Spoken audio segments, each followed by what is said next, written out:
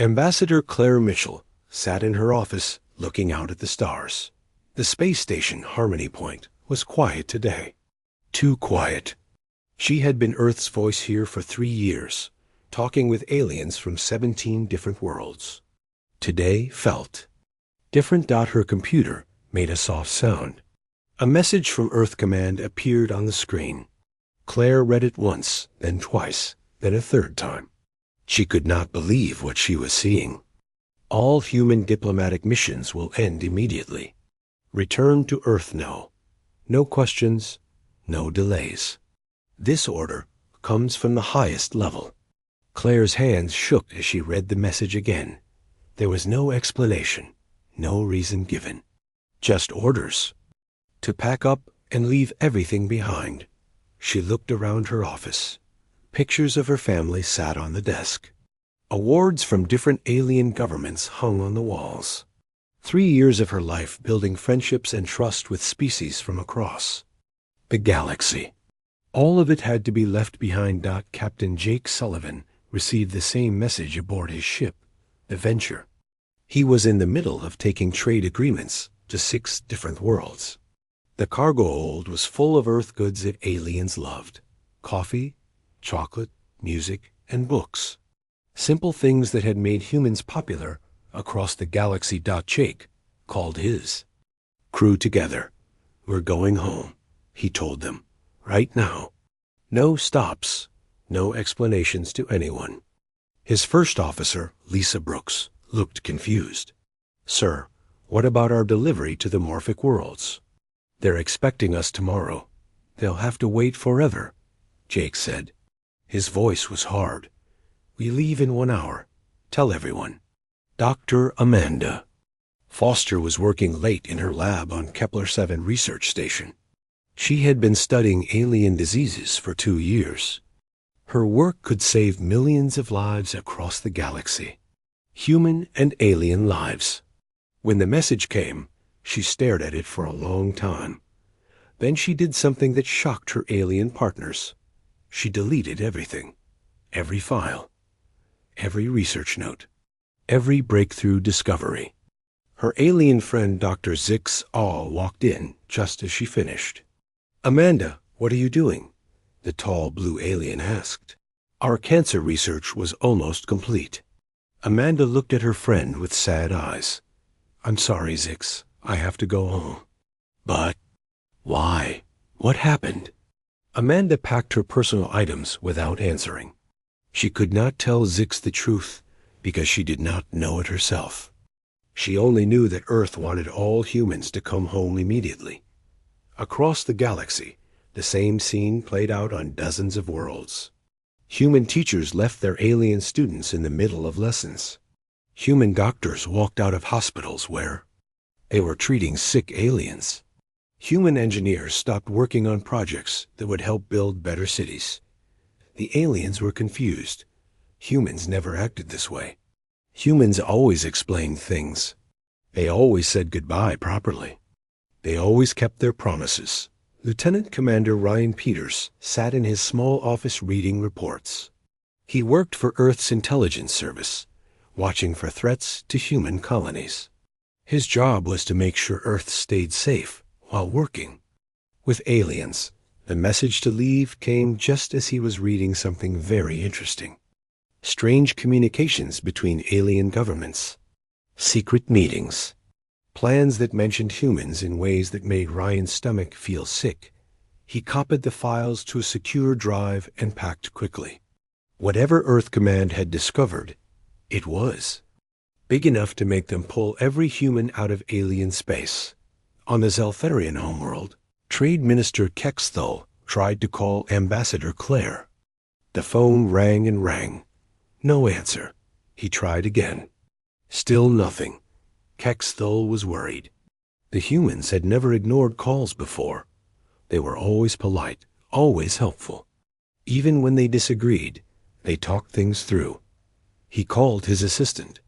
"Get me any human representative," he said. "Anyone." "Sir, I've been trying for hours. None of them answer." It's like they all disappeared at the same time. High Arbiter Malseth of the Ethereal Dominion was having the same problem. Every human he tried to contact was gone. Not just quiet, gone. Their offices were empty. Their ships had left. Even the friendly human traders who sold Earth coffee in the markets had vanished. Captain Jake Sullivan's ship joined a long line of human vessels all heading toward Earth. He had never seen so many human ships in one place. Military ships, trade ships, research vessels, passenger transports, all moving in the same direction with the same grim purpose. "Sir," his communications officer called out, "the Zaltharian fleet is asking us to stop and talk." "Ignore them." Jake said, "No communications with anyone. Earth's orders." The alien ships followed for a while, sending message after message. The humans did not respond. They just kept flying toward home, silent as ghosts. Dr. Amanda Foster sat in her passenger seat as the transport ship carried her away from Kepler 7. She watched the research station get smaller and smaller through the window. 2 years of her life were on that station. 2 years of making friends with aliens who trusted her. Now she was leaving without a word. It felt wrong. Everything about this felt wrong. But Earth Command's orders were clear. No questions. No delays. No contact with aliens. The Galaxy Council called an emergency meeting. Representatives from 43 different species gathered in the Great Hall. They had never seen anything like this before. "Where are the humans?" asked Council Director Vexani. "Why won't they answer our calls?" Nobody had answers. The humans had just vanished. All of them. At the same time. Without warning or explanation. "This makes no sense," said Dr. Teichel from his seat. "Humans don't act this way. They talk about everything. They explain their reasons. They say goodbye." But there had been no goodbyes, no explanations, no final messages. The humans had simply packed up and left, taking their knowledge, their friendship, and their promises with them. As the last human ship disappeared into hyperspace, heading toward Earth, the aliens were left with questions. Lots of questions. And for the first time in galactic history, no humans around to answer them. Something was very wrong. The aliens could feel it. But they had no idea how wrong things really were, or how much they were about to lose. 3 weeks before the humans left, Lieutenant Commander Ryan Peters was working late in his office. His job was to watch alien communications and look for threats to Earth. It was boring work most days. Today was different. Ryan found something strange in the alien message traffic. Secret codes that he was not supposed to see. Messages between the big alien governments that they thought humans could not read. He called his friend Lisa Brooks. She was the best code breaker on Earth's team. "Lisa, I need you to look at something. Can you come to my office?" Lisa arrived 20 minutes later with coffee and a tired smile. "What's keeping you up this time, Ryan?" Ryan showed her the coded messages on his screen. "I found these in the Zaltharian diplomatic channels. They're using old codes, but something feels wrong about them." Lisa sat down and started working. Her fingers moved fast over the keyboard. Numbers and letters flowed across the screen. After 2 hours, she stopped and looked at Ryan with wide eyes. "Ryan, you need to see this, right now." The first message made Ryan's blood run cold. It was from High Arbiter Malseth to the Morphic Collective Leader. The words were simple but terrible. "The human experiment continues as planned. They still believe they are equal partners." How amusing. Lisa found more messages, dozens of them, all talking about humans like they were lab animals, like they were pets that the aliens were training. "Look at this one," Lisa said. Her voice was shaking. "It's from the Ethereal Dominion Science Council." Ryan read the message and felt sick. It talked about studying human breeding patterns. about finding ways to make humans more useful and obedient, about controlling human colonies like farms. They worked through the night, finding message after message. Each one was worse than the last. The aliens had never seen humans as equals. Earth's membership in the Galaxy Council was just part of a big experiment. In the morning, Ryan called Admiral Helen Carter. She was Earth's top military officer in the diplomatic mission. When she arrived, Ryan and Lisa showed her everything they had found. Admiral Carter read the messages in silence. Her face got harder with each one. When she finished, she was quiet for a long time. "How long has this been going on?" she asked. "Based on the dates," Lisa said, "since before first contact. They planned this from the beginning." Ryan pulled up another file. "Admiral, there's more. Something called Protocol 7.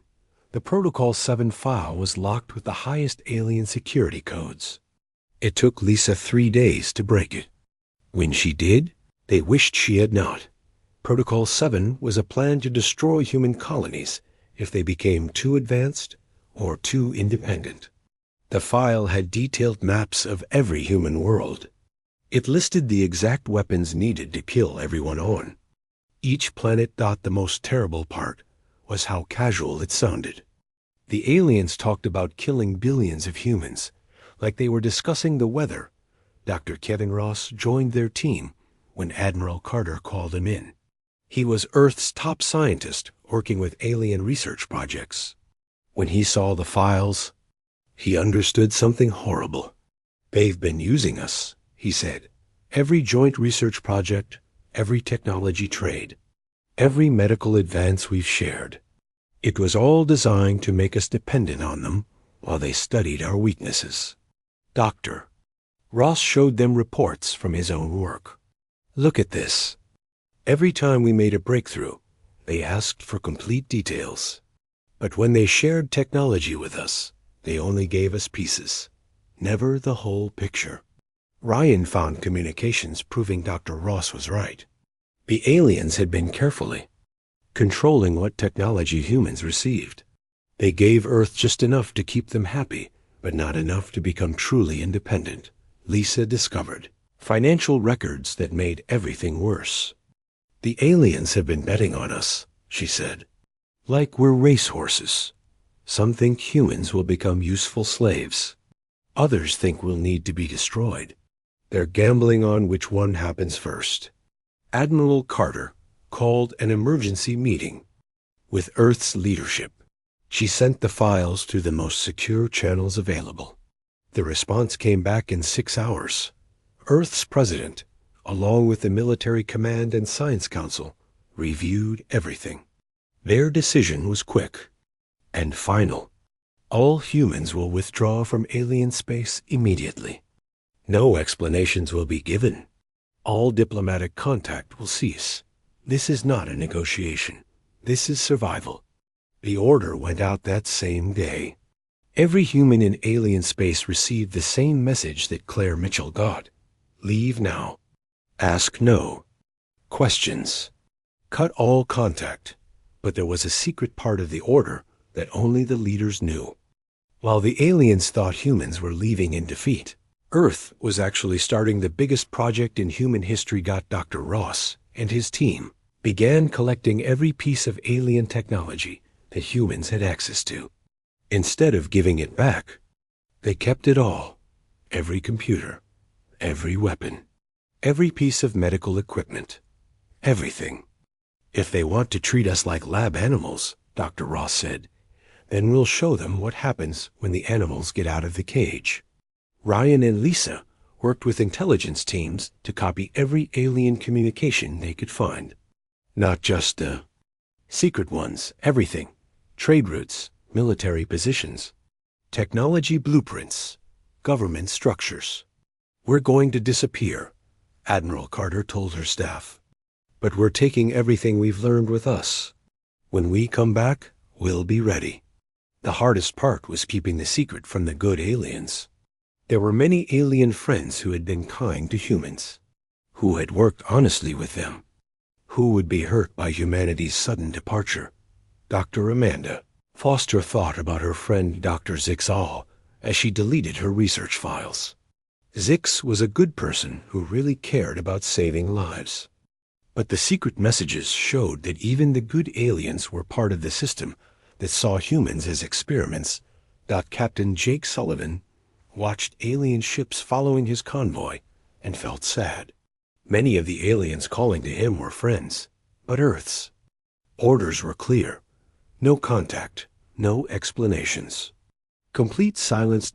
As the human ships jumped to hyperspace, heading for Earth, the real work began. Every piece of alien technology was sent to secret research facilities. Every communication was analyzed.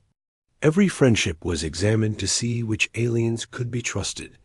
Earth scientists began the biggest reverse engineering project ever attempted.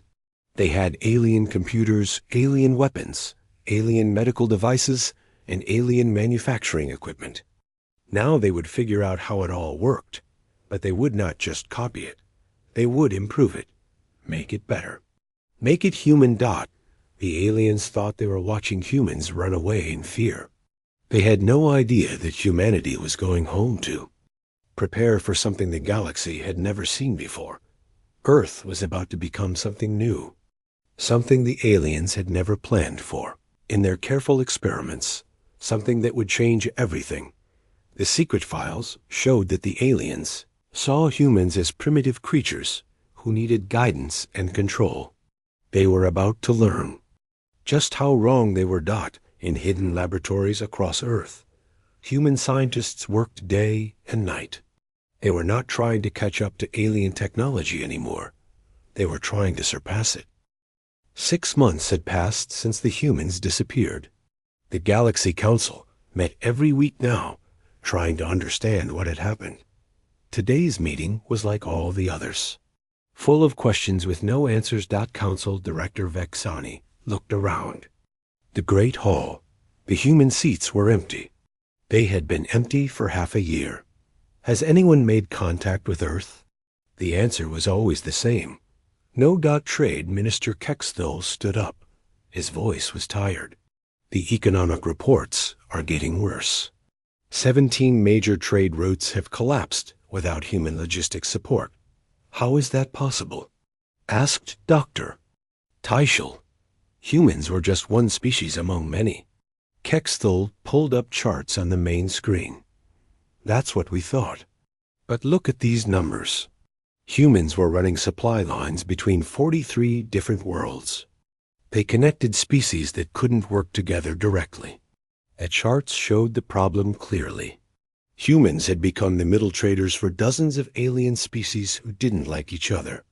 Without humans to carry goods between them, these species had stopped trading completely. The Rigelian Empire won't trade with the vegan colonies, Kexthul explained. They've hated each other for centuries. But they both traded with humans. Now neither group can get what they need from the other. Dr. Teichel shook his head. We never realized how much they were doing. They made it look so easy. Admiral Zephyros of the Ethereal Dominion had worse news. Our military situation is becoming critical. 3 border conflicts have started since the humans left. How does that relate to humans? Vexani asked. Humans were our peacekeepers, Zephyros said. When small conflicts started, we sent human mediators. Both sides trusted them to be fair. Without humans, these small fights are becoming wars. The room fell silent. No one had thought about humans as peacekeepers before. They just appeared when needed and solved problems. Now those problems were growing into serious threats. Dr. Teichel had his own bad news. Our research programs are failing. 3 major medical projects have stopped completely. Why? Vexani asked. We have the same scientists, the same equipment. We don't have the same thinking, Dr. Teichel said sadly. Humans thought about problems differently than we do. They found solutions that we missed. Without their input, we're stuck. He showed examples on the screen. A cancer treatment that was almost ready but needed one final breakthrough. A star drive design. It was 90% complete, but had a problem no one could solve. A food production system that could feed billions, but had a flaw that only human engineers had been able to fix. Every project we worked on with humans has ground to a halt, Dr. Tyschel said. We thought they were learning from us. It turns out we were learning from them. The worst news came from Captain Mordun of the Exploration Fleet. We sent probe ships to the Sol system last month. Everyone leaned forward. This was the first real news about humans in months. What did you find? Vexani asked. Nothing, Captain Mordun said. And everything. He activated a holographic display. It showed the space around Earth's solar system. But something was wrong with the image. The whole area was fuzzy and dark. This is what our sensors detected, Captain Mordun explained. There's some kind of barrier around human space. Our probes can't get through it. Our signals can't penetrate it. It's like the entire system has been wrapped in a technological blanket. What kind of technology could do that? Admiral Zephyros asked. We don't know, Captain Mordun admitted. It's nothing we've ever seen before.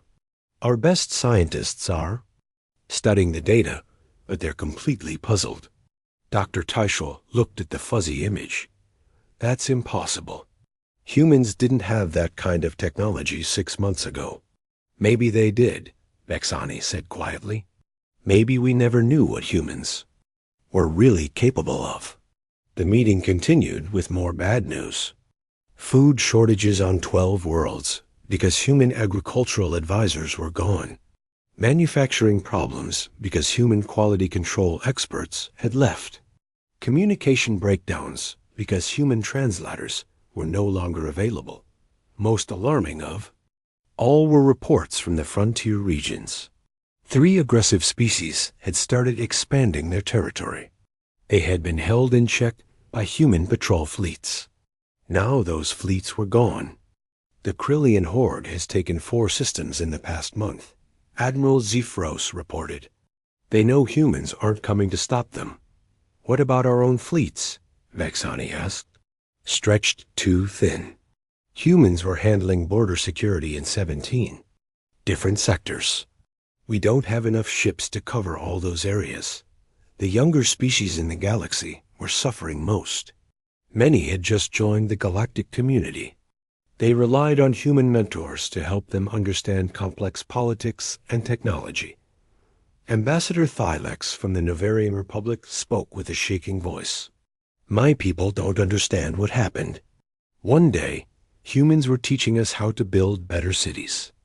The next day, they were gone. Our construction projects have stopped. Our engineers don't know how to continue. Similar stories came from a dozen other worlds.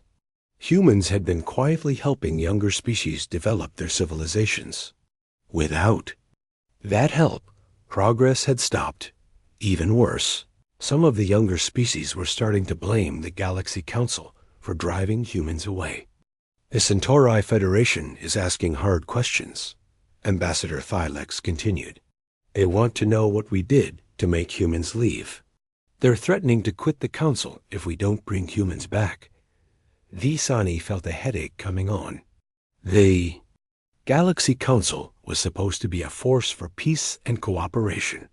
Instead, it was falling apart without humans to hold it together. We need to make contact with Earth, he said. Whatever it takes. Admiral Zephyros shook his head. We've tried everything. Direct communication signals, automated message probes, even sending ambassadors to the edge of their space. Nothing gets through that barrier. Then we send a bigger fleet, Vexani said. Something they can't ignore. Sir, Captain Mordun said carefully, our probe data suggests that would be a mistake. The barrier around human space isn't just defensive. Our sensors detected massive energy signatures. If we approach with hostile intent, they might see it as an attack. The room fell silent again. The idea that humans might have weapons capable of threatening the Galaxy Council was terrifying. 6 months ago, human military technology had been impressive but not overwhelming. Now they had barriers that could hide entire star systems. Dr. Tyshul voiced what everyone was thinking. How much have they advanced in 6 months? What are they doing behind that barrier? No one had answers. The humans had vanished completely, taking their knowledge and skills with them. The galaxy was learning too late just how much it had depended on the species it thought was primitive. Trade was collapsing. Research was stalled. Conflicts were spreading. Younger species were questioning council authority. And somewhere behind an impenetrable barrier, humans were doing something that worried even the most advanced alien scientists. Vixani looked around the council chamber. Half the seats that used to be filled were now empty. Representatives from smaller species had stopped coming to meetings. They blamed the council for losing humanity. "We need a plan," he said. "We can't just wait and hope humans will come back on their own." "What if they don't want to come back?" Dr. Tyshul asked quietly. That was the question no one wanted to answer. What if humans had decided they were better off without the galaxy? What if they never returned? The Galaxy Council had spent centuries believing they were the advanced civilizations, teaching primitive species how to survive among the stars. Now they were starting to wonder if they had been wrong about everything. Outside the council chamber, the galaxy was changing. Without humans to maintain the balance, old conflicts were returning. Trade routes were failing. Scientific progress was slowing. And somewhere in the darkness of space, protected by technology beyond galactic understanding, humanity was preparing for something that would shake the foundations of everything the aliens thought they knew. 1 year had passed since humanity disappeared. The Galaxy Council was desperate. High Arbiter Malseth stood before the emergency assembly, looking at representatives from 37 different species. Many chairs were empty. Several species had left the council completely. "The situation is critical," Malseth announced. "We must contact Earth. We must bring humans back." Council Director Vexani activated the main display. It showed economic charts, military reports, and research. Statistics. All of them painted the same picture. The galaxy was falling apart without humans. Trade volume is down 60%, Vexani reported. Border conflicts have increased by 300%. Scientific progress has stopped on over 200 projects. Dr. Tyshul added his own grim news. "We've lost contact with 18 younger species. They blame us for driving humans away. Some are forming their own alliance to find Earth independently." Admiral Zephyros had the worst report. "The Krillian horde has conquered 12 systems. The Void Syndicate is attacking merchant vessels. Without human peacekeeping forces, the frontier is becoming a war zone." Malseth listened to each report with growing concern. The Galaxy Council had ruled for thousands of years. Now it was crumbling in just 12 months without one species. "We need to try something different," he said. "Something that shows humans we're serious about making things right." "What do you suggest?" Vexani asked. "We send our best ship with our best diplomats. We offer humans everything. Territory, technology, complete autonomy, whatever they want." Dr. Tyshul shook his head. "They won't even talk to us. How can we negotiate if they won't listen?" "Then we make them listen," Malseth said firmly. "We prepare the most generous offer in galactic history. Something so good that even angry humans will want to hear it." The council worked for 3 days preparing the proposal. They offered humans complete voting power equal to all other species combined. They offered to share their most secret technologies. They offered control of entire star systems. Most importantly, they prepared a formal apology. For the first time in galactic history, the council would admit they had made mistakes. Captain Ithala was chosen to lead the mission. She was the finest diplomat in the galaxy, known for solving impossible conflicts. Her ship, Concordia's Hope was loaded with the most advanced communication equipment available. Dr. Nex Run joined the mission as science advisor. He had worked closely with humans before the withdrawal and understood their thinking better than most aliens. Humans are emotional, Dr. Nex Run explained to the crew. They make decisions with their hearts as well as their minds. If we can show them that we truly regret our mistakes, they might listen. The ship also carried unprecedented gifts, artwork from a dozen worlds, scientific databases worth billions of credits, cultural artifacts that had never left their home planets. We need to show humans that we value them, Captain Ithella told her crew. Not as junior partners or experimental subjects, but as equals. Concordia's Hope left the galactic capital with hopes and prayers from 37 different species. It was the most important diplomatic mission in galactic history. The journey to human space took 2 weeks. As they approached the Sol system, the crew grew nervous. No one knew what to expect. Human technology had been advancing rapidly before. The withdrawal. After a year of isolation, they might have capabilities beyond imagination. Captain, the sensor operator called out. We're detecting the barrier. On the main screen, they could see the edge of human space. It looked like a wall of shimmering energy stretching in all directions. No light passed through it. No signals penetrated it. Take us closer, Captain Ithella ordered. The ship moved forward slowly. Everything seemed normal until they reached the barrier's edge. Then something impossible happened. The ship stopped moving. Engine status? Captain Ithella asked. All systems. Normal, Captain. Engines are running at full power. But we're not moving forward. Dr. Nex Run studied his instruments. This is fascinating. We're not being damaged or attacked. Something is simply preventing us from advancing.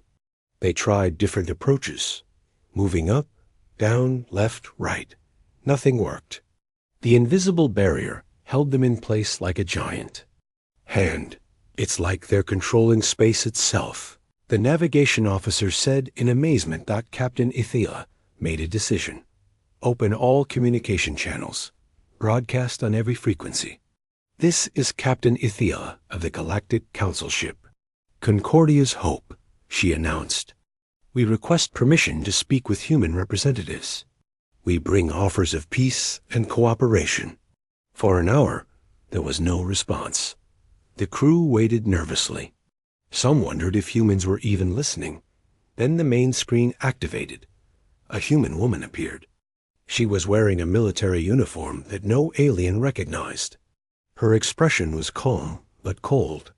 Behind her, they could see technology that looked far more advanced than anything in galactic space.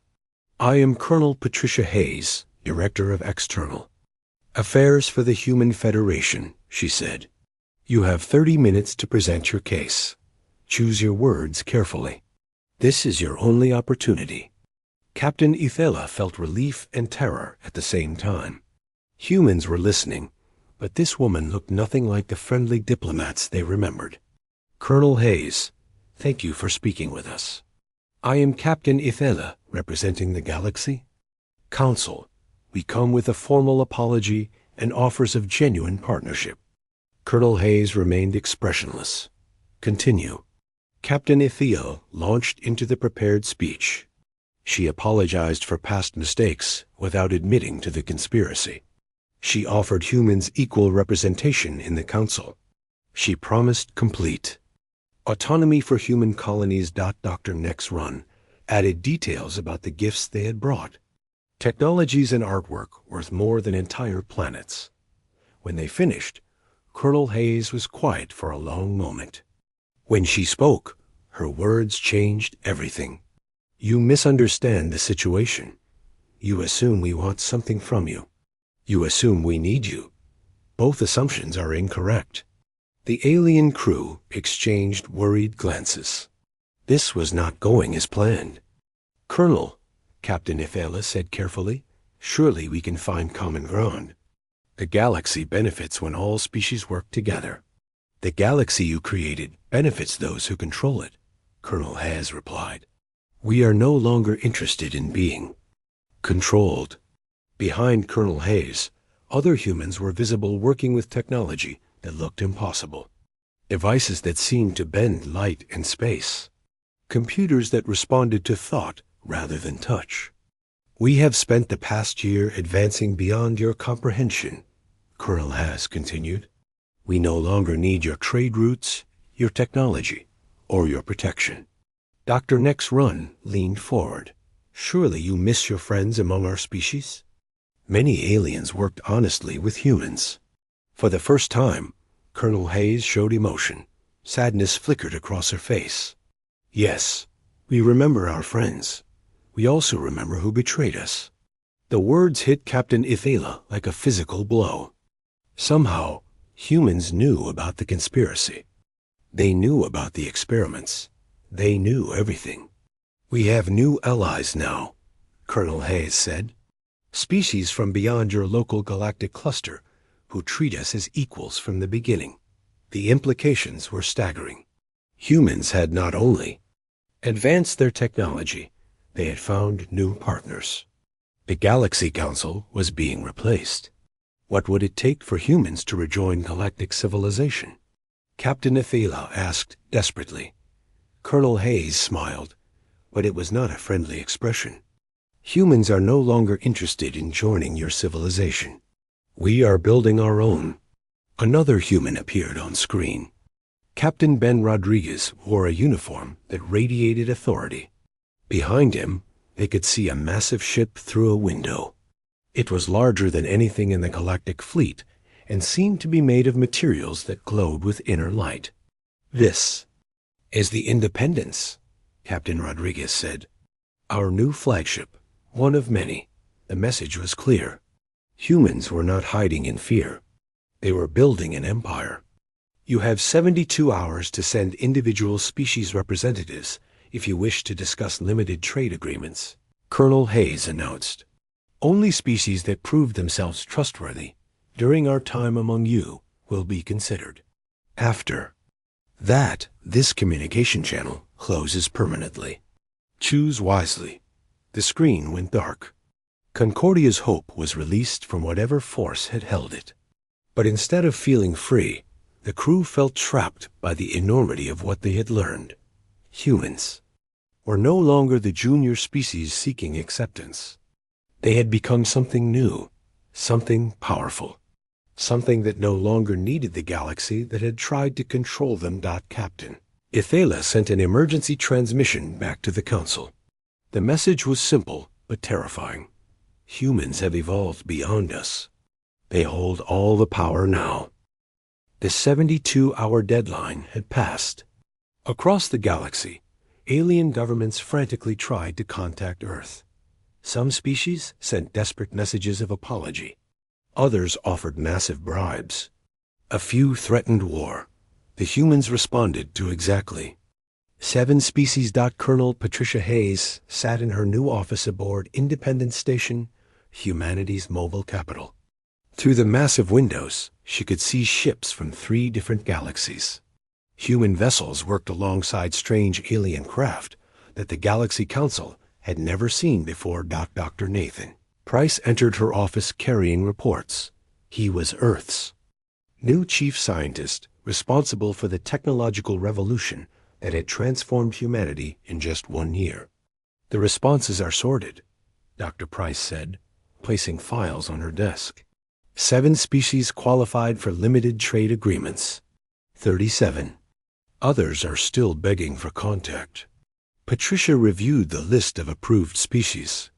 The Novarian Republic had helped human refugees during a plague. The Centauri Federation had shared medical supplies when Earth's colonies were struggling. The Altarian Collective had secretly warned humans about planned Galaxy Council restrictions. What about the others? Patricia asked. The ones who betrayed us can wait outside in the cold, Dr. Price said without emotion. The ones who stayed neutral. Well, neutrality has consequences. Captain Ben Rodriguez joined them, fresh from inspecting the fleet. In 1 year, humanity had built more ships than the Galaxy Council possessed. But these were not copies of alien designs. They were something entirely new. "The Council is panicking," Ben reported. "Our intelligence networks show massive fleet movements. Some species are preparing for war. Others are trying to flee to distant galaxies." Patricia nodded. "Expected. Show me the technological comparison." "Doctor." Price activated a holographic display. It showed human capabilities versus galactic standards. The differences were shocking. "In propulsion, we're 300% faster," Dr. Price explained. "Our energy weapons are 5 times more powerful. Our defensive shields can stop anything they have. But the real advantage is here," he continued, pointing to communication technology. "We can talk instantly across galactic distances. They still need relay stations and message carriers." The breakthrough had come from studying alien technology with human creativity. Where aliens saw limits, humans saw possibilities. Where aliens followed ancient designs, humans imagined new solutions. "Most importantly," Dr. Price said, "we're not alone anymore." Through the station windows, ships from the Andromedan Alliance were visible. Humanity's new partners came from 3 different galaxies. They had been searching for species like humans for centuries. "The Andromedans explained everything," Patricia said. "What the Galaxy Council was doing to us is common across the universe. Older species control younger ones through fake partnerships and manage development. Until now," Ben added. "The Andromedans have been fighting this system for thousands of years. They've been waiting for a species like us to join them." The irony was perfect. While the Galaxy Council thought they were controlling humanity's development, they had actually created their own replacement. By forcing humans to become independent, they had pushed them into the arms of a much more powerful alliance not in aid. Entered the office. "Colonel, the Galaxy Council is requesting another meeting. High Arbiter Malsith wants to negotiate personally." Patricia considered this. "Put him through." The main screen activated, showing Malseth in the Galaxy Council chambers. Behind him, most of the seats were empty. The Council was falling apart as species abandoned it to join human trading partners or simply isolated themselves. "Colonel Hayes," Malseth began, "I come to you humbly. We recognize that mistakes were made. We want to make things right." Patricia's expression remained cold. "You want to manage the damage." "There's a difference. Please," Malseth continued. "The galaxy is falling into chaos. Species are at war. Trade has collapsed. People are suffering. People were suffering when you planned to exterminate human colonies," Patricia replied. "We found your Protocol 7 files. We know about your breeding experiments. We know everything." Malseth's face went pale. The conspiracy was completely exposed. Those were contingency plans, never meant to be implemented. Genocide plans. "Are still genocide plans," Dr. Price said, stepping into view, "whether you use them or not." Captain Rodriguez joined the conversation. "You treated us like animals in a zoo. Fed us just enough technology to keep us dependent while you studied our weaknesses." "We can change," Malseth pleaded. "Complete equality. Full voting rights. Shared technology." Patricia stood up. Behind her, the view of human and Andromedan ships working together sent a clear message. "You still don't understand," she said. "We don't want to be part of your system anymore. We've found better partners." She gestured toward the alien ships outside. "The Andromedan Alliance represents 12 different galaxies. They've been fighting species like yours across the universe. They treat partners as equals from day one." "Impossible," Malseth stammered. "We've never detected any intergalactic presence Because you never looked beyond your own little empire, Dr. Price explained. You thought this galaxy was all there was. Meanwhile, vast civilizations existed just beyond your sensors. Patricia activated another display showing Star. Maps. Humanity now has access to technology and knowledge from 12 galaxies. We have partners who've been spacefaring since before your species evolved. The implications hit Malseth like a physical blow. The Galaxy Council had always believed they were the pinnacle of cosmic civilization. Now they were learning they were barely more advanced than newcomers. What do you want from us? Malseth asked desperately. Nothing, Patricia said simply. We want nothing from you at all. She walked to the window, looking out at the mixed fleet. The 7 species that proved themselves trustworthy can join our trading network. The rest of you can fight over what's left of your failing empire. You can't just abandon the galaxy, Malseth protested. You have responsibilities. Patricia turned back to face him. We tried to be responsible. We tried to work within your system. You responded by planning our extinction. Captain Rodriguez stepped forward. Half our fleet is already exploring new galaxies with our Andromedan partners. The other half is helping species that want to escape your control. Escape? Malseth looked confused. Dr. Price smiled. 17 species have already requested protection from human forces. They want independence from the Galaxy Council. More are asking every day. The truth was becoming clear. Humanity was not just leaving the galactic community. They were actively helping it fall apart. Every species that joined human trading partners was a species lost to the Council. Stop this. Malseth begged. Work with us. We can build something better together. Patricia's expression softened slightly. We offered to work with you for 3 years. We were honest partners. We shared our discoveries freely. We helped settle conflicts peacefully. You responded by treating us like experimental animals, she continued, her voice growing hard again. Some mistakes can't be forgiven. An alarm sounded in the council chambers behind Malseth. An aide rushed in with urgent news. Sir, the Regellian Empire just declared independence from the Council. They're requesting human protection for their borders. Malseth's shoulders sagged. Another species was abandoning the Council for humanity's alliance. This is just the beginning, Patricia told him. Every species you oppress now has somewhere else to go. Every species you manipulated has a new option. She leaned forward. You created this situation by treating partners like property. Now you'll live with the consequences. How many will you take? Malseth asked quietly. All of them who want to come, Captain Rodriguez answered. The Andromedan Alliance has room for thousands of species. Everyone who wants freedom from your control is welcome. Patricia made a final gesture toward the window. Look around you, Malseth. This is what genuine partnership looks like. Different species working together as equals. No experiments, no protocols for genocide. No species managing others like pets. Learn from it if you can, she continued. Build something better with whoever stays. But understand this. Humanity will never again be subject to any government that sees us as anything less than equals. The transmission ended, leaving Malseth alone in an empty council chamber.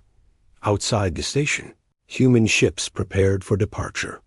Some headed toward new galaxies to explore with Andromedan partners.